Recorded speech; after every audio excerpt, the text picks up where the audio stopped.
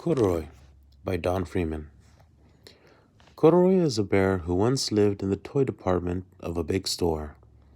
Day after day, he waited with all the other animals and dolls for someone to come along and take him home.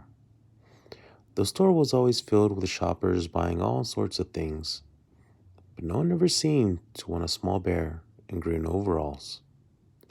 Then one morning, a little girl stopped and looked straight into Corduroy's bright eyes. "Oh, Mommy," she said, "look, there's the very bear I've always wanted."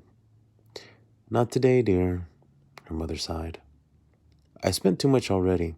Besides, he doesn't look new. He's lost a button to one of his shoulder straps." Corduroy watched them sadly as they walked away.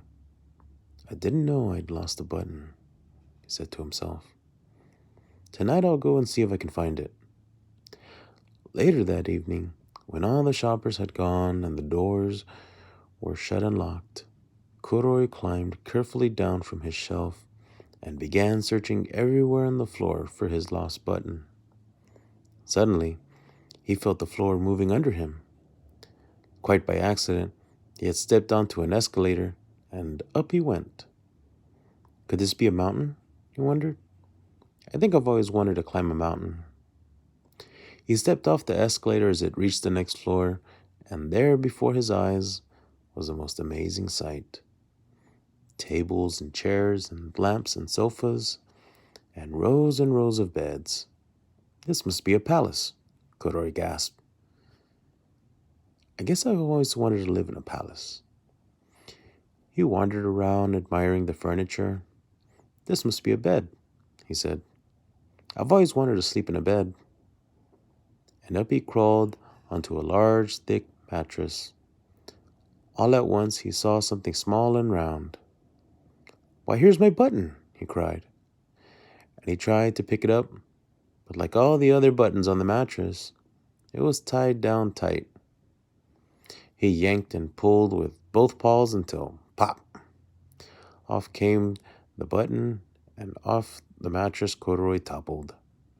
Bang into the tall floor lamp. Over it fell with a crash. Corduroy didn't know it, but there was someone else awake in the store.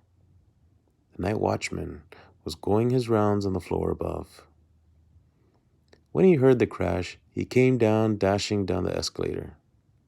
"Now who in the world did that?" he exclaimed. "Somebody must be hiding around here." He flashed his light under and over sofas and beds until he came to the biggest bed of all.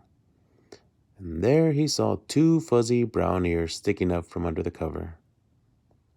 "Hello," he said. "How did you get upstairs?" The watchman tucked Corduroy under his arm and carried him down the escalator and set him on the shelf in the toy department with the other animals and dolls. Corduroy was just waking up when the first customers came into the store in the morning, and there, looking at him with a wide, warm smile, was the same little girl he'd seen only the day before. "I'm Lisa," she said, "and you're going to be my very own bear. Last night I counted what I've saved in my piggy bank, and my mother said I could bring you home." "Shall I put them in a box for you?" the sales lady asked. "Oh, no, thank you," Lisa answered. She carried Corduroy home in her arms. She ran all the way up 4 flights of stairs into her family's apartment and straight into her own room. Corduroy blinked. There was a chair and a chest of drawers, and alongside a girl-sized bed stood a little bed, just the right size for him. The room was small, nothing like that enormous palace in the department store. "This must be a home," he said. "I know I've always wanted a home." Lisa sat down with Corduroy on her lap and began to sew a button on his overalls. "I like you the way you are," she said, "but you'll be more comfortable with your shoulder strap fastened." "You must be a friend," said Corduroy.